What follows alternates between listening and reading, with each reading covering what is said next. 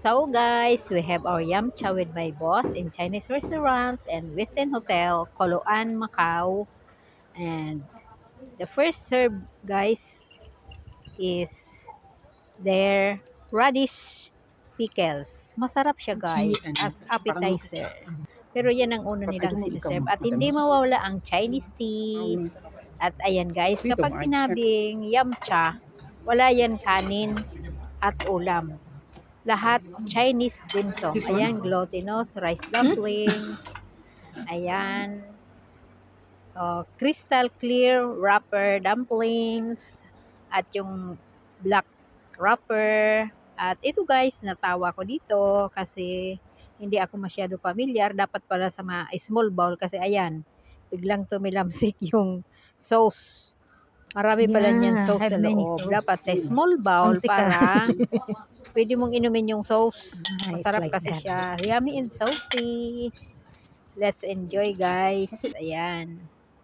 Paminsan-minsan kasi guys, niyayaya din ako ng boss ko kumain daw sa labas kasi minsan may mga ticket siya or kung may occasion. At ito guys, ang crystal wrapper. Ayan. With YouTube.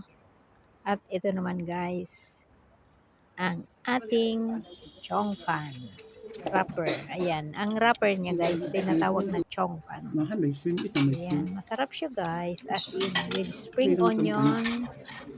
Ayan, you just dip in the sauce, yung soy sauce and other. At ito naman ang ating dessert, mango jelly. Ayan, ang ganda ng pagkakagawa nila guys. O, di ba wala tayong rice and ulam. At ito guys, yung sa labas, bago kami pumasok yan. You can Ang if not ganda ng itsura. At ayan guys, ang building ng Westin Hotel and Restaurant and Coloan, Macau. Ayan guys, I hope you enjoy also with this little thing I share with you. Thank you for watching. This is Merly Merly.